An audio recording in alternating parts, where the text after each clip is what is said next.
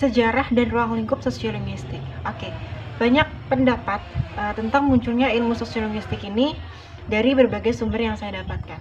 Ada sumber yang mengatakan bahwa ilmu sosiolinguistik ini ada ataupun muncul karena adanya rasa ketidakpuasan ilmuwan ataupun pakar pada linguistik struktural yang dalam kajiannya berhubungan dengan konteks sosial dalam analisanya.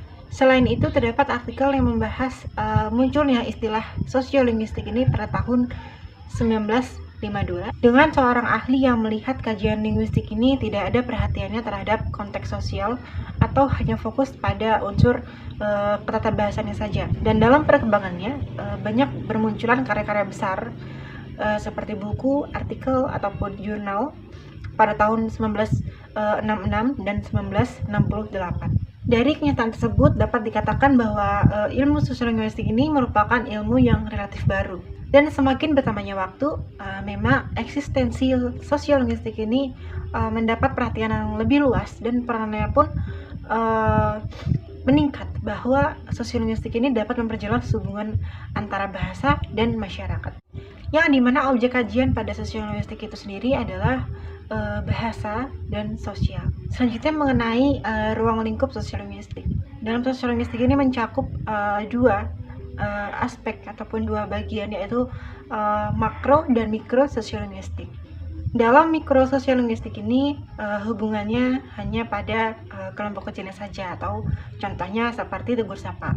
Sedangkan makro sosiolinguistik ini cakupnya lebih luas dalam konteks sosial ataupun kebahasaannya, seperti populasi bahasa, penyebaran bahasa, ataupun perubahan bahasa dari waktu ke waktu, dan lain-lain. Kedua lingkup tersebut memang sangat berhubungan dengan kajian ilmu sosial ataupun kebahasaan dalam sosiolinguistik ini. Yang dapat jelas kita ketahui bahwa perbedaan sosiolinguistik mikro dan makro mengacu pada luas dan sempitnya cakupan. Jadi intinya, jika membicarakan masalah yang kecil ataupun sempit, ia termasuk ke dalam sosiolinguistik mikro.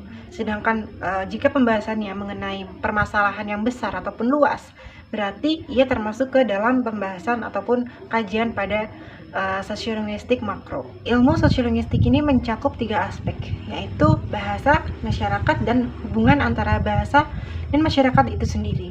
Aspek-aspek tersebut dapat kita lihat dalam cakupan sosiolinguistik ini, yang dapat kita mengerti lebih jelas jika kita melihat dari paparan yang ada dalam perbandingan antara ilmu sosiolinguistik dan bidang ilmu yang terkait, seperti perbandingan antara sosiolinguistik dengan sosiologi, perbandingan antara sosiolinguistik dengan linguistik umum, perbandingan antara sosiolinguistik dengan dialektologi, sosiolinguistik dengan psikologi sosial, dan lain-lain.